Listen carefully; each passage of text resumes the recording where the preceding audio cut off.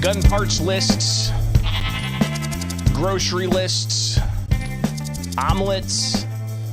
What do those things have to do with firearms? Well, something the U.S. Supreme Court delved into yesterday in the case Merrick Garland versus Jennifer Vanderstock, dealing with whether or not the ATF can craft rules to regulate certain unfinished pieces of metal as firearms.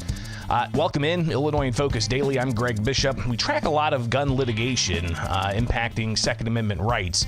And of course, here in Illinois, we've got the ban on semi-automatic firearms being challenged in the Southern District of Illinois Federal Court. A lot of people wanting some updates on that.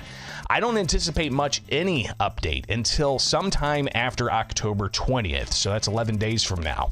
We'll be on top of it and let you guys know the latest. But I don't anticipate a ruling from Judge Stephen McGlynn until sometime thereafter because the litigants had 30 days to file briefs. So that's the gun ban in Illinois. Whether or not that actually gets to the U.S. Supreme Court is going to take some time. But the U.S. Supreme Court's been dealing with a whole host of other gun laws, gun regulations. And it's interesting, this particular issue in the Vanderstock case, dealing with an ATF regulation that some say goes too far, and the ATF exceeding its authority by essentially changing how they define frames and receivers as something that is unfinished and could be readily, made into a firearm. So let's go ahead and jump into the U.S. Supreme Court with this case, Garland v. Vanderstock, where you had the opening of the issue brought up by the Solicitor General of the United States. In the face of that public safety crisis, ATF promulgated this rule to underscore 2 points about the Gun Control Act's plain text.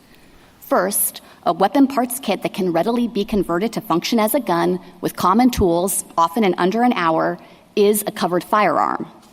Second, a product is a frame or receiver under the Act, even if the buyer must drill a few holes or remove a few superfluous pieces of plastic to make it functional. So she's opening talking about, the definitions here, but then you get right into the questions, and Justice Thomas asking questions of the Solicitor General. This has been regulated for a half a century, but it wasn't regulated in this way for a half century. What was the original reg, the previous reg? The previous reg defined a frame or receiver with respect to particular components that were housed in that primary structure. But Justice Thomas, I agree that this rule reflects any fundamental change in approach because she goes on to discuss jigs and the focus on that being a significant change in all of this. And the only change in the rule, and I want to openly acknowledge this as the rule does, is that ATF is now taking account of jigs or templates, which are a form of tool that quickly speed up the process of making a frame or receiver functional because they show you exactly where you have to drill in that weapon, so there's no trial and error or guesswork. But as ATF explained in the final rule, that wasn't a change in statutory interpretation. It was just a recognition that jigs serve precisely the same function as something like indexing, stamping the frame or receiver to show you where you have to drill. So it goes directly to the question that the agency has asked all along, namely, how quickly, easily, and efficiently can this process be completed? Again, the back and forth with the state side, the ATF's arguments that their rule change here, dealing with focusing on jigs, focusing on making it, quote, dummy-proof. Justice Alito then jumping in with some questions here. Here's a blank pad, and here's a pen. All right, is this a grocery list? I don't think that that's a grocery list, but the reason for that is because there are a lot of things you could use those products for to create something other than a grocery list. Right, and so it's not like they're... If I show you, I put out on a counter some eggs, some chopped up ham, some chopped up pepper and onions. Is that a Western omelet? No, because again, those items have well-known other uses to become something other than an omelet. The key difference here is that these weapon parts kits are designed and intended to be used as instruments of combat, and they have no other conceivable use. And I think the further evidence comes from the fact that respondents themselves agree that a disassembled gun qualifies as a weapon. So this is on page 37 okay, so of the that's Vanderstock helpful. brief. So your definition is a group of components that can readily be converted into something and have no other use. They must have no other use in order to constitute that thing. In that situation, they already constitute that thing. So, again, the question there about shopping lists and omelets, but what if that shopping list and ingredients comes with an actual recipe of sorts in a kit? And that was a question that Justice Barrett asked yesterday. Would your answer change if you ordered it from HelloFresh and you got a kit and it was like turkey chili, but all of the ingredients are in the kit? Yes. But if you bought, from Trader Joe's some omelet-making kit that had all of the ingredients to make the omelet and maybe included whatever you would need to start the fire in order to cook the omelet and had all of that objective indication that that's what's being marketed and sold, we would recognize that for what it is. And it doesn't stretch plain English to say, I bought omelets at the store if you bought all of the ingredients that were intended and designed to make them, especially under statutory language that refers to something like breakfast foods or things that can be readily converted to make breakfast. Again, interesting arguments here, right? I mean, firearms, parts, kits, shopping lists, omelets. These are the types of arguments that you hear at the U.S. Supreme Court. And all of this after, of course, the filings in the lower courts and the orders that were issued and leading up to the appeals court and the orders that are issued and all the briefs that have gone back and forth and the oral arguments. Well, now they've got all that history, all that record built. And now they have the U.S. Supreme Court justices asking a whole bunch of questions. Here's Justice Gorsuch asking questions about how words are being used because, well, it's regulation versus what? Now, we can't possibly think that every noun that Congress uses everywhere in the U.S. Code is used as an artifact noun that carries with it things like Justice Alito's pen and pencil as a grocery list, right? So there's got to be a line that makes this, on your theory of the case, why we should read that into be here, but not everywhere in the U.S. Code. What are your thoughts? Right. So I want to be very clear that we think that this is a matter of ordinary meaning, that you don't need it to be 100% complete. And that I think that runs across the board. If I mentioned a bicycle, but it was missing pedals, as we explain in our brief, you would still recognize that for what it is as a bicycle. That's the first order question. But then the second question arises that you touched on. If I'm not inclined to think that every noun is used in that way in the U.S. Code, I mean, that would be a very dramatic argument, right? Lenity, notice, fair notice to people that every piece of paper and pen is a grocery list. You're on notice of that. But is there something particular to this statute that you think would a more narrow approach? Yes, we think the context and purpose of the statute strongly support understanding the term in this way. So you've got the ongoing questions from the various Supreme Court justices to the ATF's attorney here. But Alito continues with, okay, well, if we're talking about, pens and pad of paper could be grocery list and omelet ingredients separately could be omelet. What constitutes a kit? What percentage of the parts of a firearm kit must include? That's not accurate at all. As the regulation, a firearm kit. So these kits always come with a frame or receiver, and I think that that's going to be a necessary part. That's usually the part that needs just a couple of holes drilled or pieces of plastic removed. And then the weapon parts kits generally come with the additional components that will allow you to form a fully functioning gun. If you're asking whether it would still qualify as a regulated weapon that can be readily converted if it were missing other parts, I think that's a matter of degree, and it presses on what it means to readily convert. It might be fact-specific, so if the part you're missing is something that is super specialized and would be hard to track down or is going to cost you $1 million, that might not be readily converted. But if you have something that's missing a single pin that you might even have lying around the house, it probably will be. And they went on to talk about, okay, well, that's a definition of a kit. What about skill level, right? Can somebody just take these kits and put them together and then they have a functioning firearm? So what level of expertise is taken into account? What collection of tools is taken into account? Can you provide any sort of a time limit? How long must it take? Some of us who are not and don't have a lot of mechanical ability have spent hours and hours and hours trying to assemble things that we've purchased. I'm with you on that one, Justice Alito. As someone who struggles with IKEA furniture, let me do my best to try to be responsive to that question. And I think the thing to point to is the case law on this point, because ATF wasn't just coming up with these factors out of nowhere.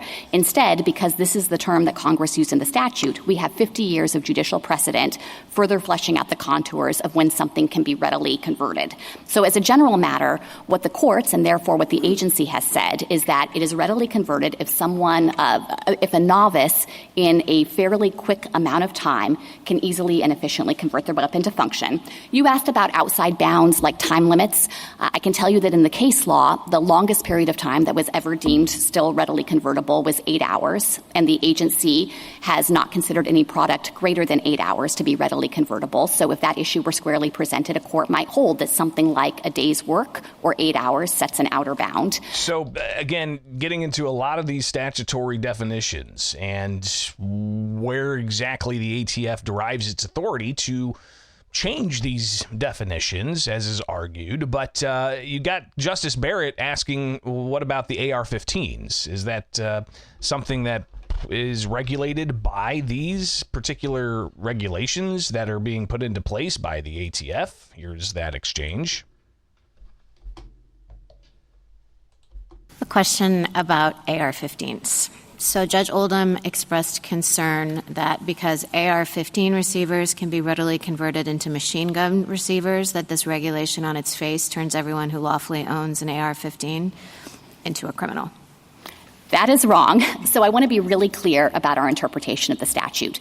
We are not suggesting that a statutory reference to one thing includes all other separate and distinct things that might be readily converted into the thing that's listed in the statute itself. So the example we give in our reply brief is that a pair of pants is not regulated as a pair of shorts if you have a statute referring to shorts, even though the pants could be readily converted into shorts. That's because pants are a distinct object in their own right, and they have a separate identity. And the rule itself incorporates this principle by requiring that the regulated object, before you even get to a readily analysis, has to be clearly identifiable as the unfinished component part of the regulated weapon.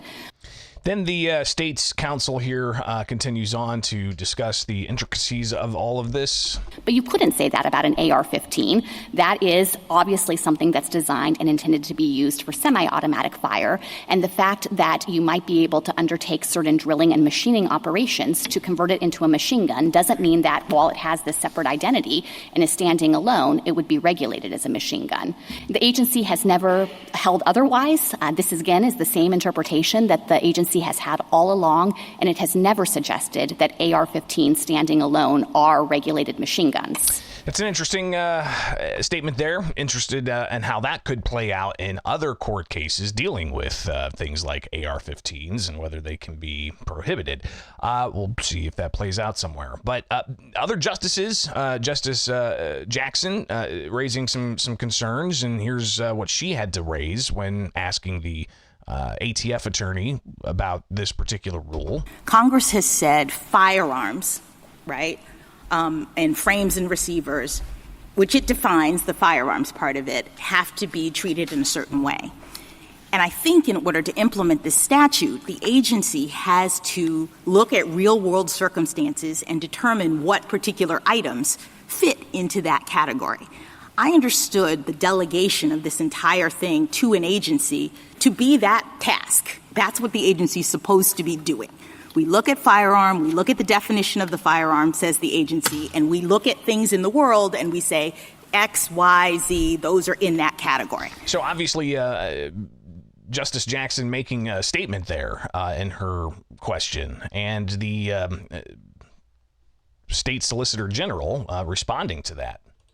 Okay. I do think that if the court concluded that Congress, in drafting this statute, had, for example, categorically precluded looking at time in deciding whether something's readily convertible, then the agency would be exceeding its authority because, of course, if Congress has said in the statute, you can't think about time, right, then the agency can't choose to do so. Right. We are miles away from that kind of situation here because all of the factors the agency listed on their face are consistent with the plain meaning of what it is to readily So what convert. you would have us do is not come up with our list list of what items we think should be in the firearm category. Like, we have to think about exactly each thing. In this facial challenge, I think you're saying we need to do something more like, did the agency take into account the relevant factors for making the determination of what goes in this category? That's right, because you don't have any particular products in front of you to examine in light of whether they would fit the definition or not. The only relevant question in this case is the facial question of, does this regulation conflict with anything in the Gun Control Act? And our answer is no. We think that this follows from the plain text of the Gun Control Act and is consistent with judicial precedent interpreting that plain text. A lot of, this was about an hour and 10 minutes or so. A lot of back and forth there between these justices and the attorney representing the ATF. But then Peter Patterson, the attorney representing the Vanderstock litigants, he had his chance to address the U.S. Supreme Court. ATF has now exceeded its authority by operating outside of the bounds set by Congress. One, ATF has expanded the definition of frame or receiver to include items that may readily be converted to a frame or receiver. And two, ATF has expanded the definition of firearm to include collections of parts that are not weapons and that do not include a frame or receiver. And he continues to elaborate, especially in consideration of some questions that were being raised. You would look at the item itself, and that's what Congress did in the Act. They said, look at the item itself. It did not say, look at other things that may be used to convert that item into a frame or receiver. And that's what the agency is now doing, for example, with looking at the jigs, because really what is being done is that jig is being regulated, because the same piece of metal can either be a frame or receiver depending on what readily convertible was in the statute. Readily convertible is in the statute under Part A. Okay. It is not in the statute under Part B.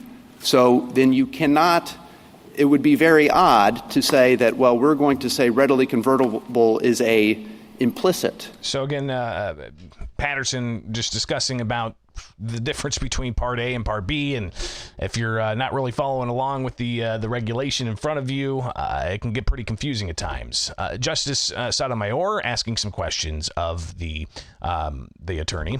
Has the manufacturing gone far enough to make this essentially a frame or receiver? Can it be converted to be fully functional? That's what they're saying, that the two are doing exactly the same thing. You prefer one because you want to sell frames without a serial number or sell frames that you have to drill a hole in and say that's not regulated. They're saying a hole is really not a critical component of the frame. Everything else is. Again, one of the questions being, is this frame fully assembled? Is it fully drilled? Is it fully functional? Or does somebody have to take some expert time? Or is it dummy proof? Interesting questions there, and all the definitions in the statute and whether or not the regulation fits with that. Justice Roberts also jumping in with a pretty pointed question. What is the purpose of selling a receiver without the holes drilled in it? Well, some individuals, just like some individuals enjoy like working on their car every weekend, some individuals want to construct their own firearms. So the purpose of selling it is to allow I'm sorry, go ahead. is to assist and provide individuals with material with which they can do that. Well, direct question again. People want to be able to tinker around with these things. Justice Barrett jumping in as well with some questions. Now everybody just understands, based on longstanding practice, that this critical machining test is the point at which the frame or receiver. Correct. And it's not that we're deferring to that, but that's the best evidence we have of what this means. Again, back to those definitions, right?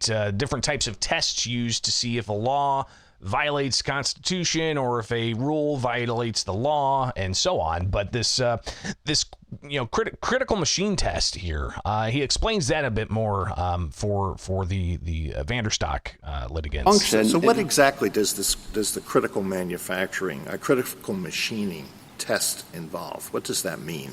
To explain it to somebody who, to a layperson. Yes. So a frame or receiver is basically the part of a firearm that holds the components that allow a firearm to function. So the firing mechanism, the trigger and such, and the sealing component that makes sure that the barrel is sealed off so that the round goes out of the barrel and the energy from the explosion doesn't go elsewhere. So what the critical machining operations test was, okay, we're going to focus on the parts of the frame or receiver that either have the holes drilled or material removed that are going to hold those parts. And we're going to see, have those operations been performed to some degree? And if they have, we're going to say that's a frame or receiver. And what's important is that this solves the one hole in the AR-15 lower problem, because the critical machining operation for that machine gun receiver would be drilling that final hole. So until that final hole is drilled, or at least indexed, as the government has indicated, that critical machining operation has not taken place. But if the question is readily, then it would be hard to see, well, how it could be readily in this context and not readily in the machine gun context. A lot more going to be said about this, obviously, in picking apart the questions that were asked by the justices and the responses, and when we do get some kind of outcome here from the U.S. Supreme Court in this new term that they just started this week. But wrapping things up, back to the ATF's attorney. She makes her final arguments as to what this case really is all about. I think that that's a questionable proposition, given that if it only takes 20 minutes, the hobbyist is probably not going to get his money's worth and won't actually have the experience of building a gun. But I also think it's contradicted by the facts on the ground, because what the evidence shows is that these guns were being purchased and used in crime. They were sold to be crime guns. There was a 1,000% increase between 2017 and 2021 in the number of these guns that were recovered as part of criminal investigations. And it makes perfect sense, because the whole reason why you would want to get your hands on one of these unserialized, untraceable firearms is if you are a prohibited person or you want to use that gun in a crime.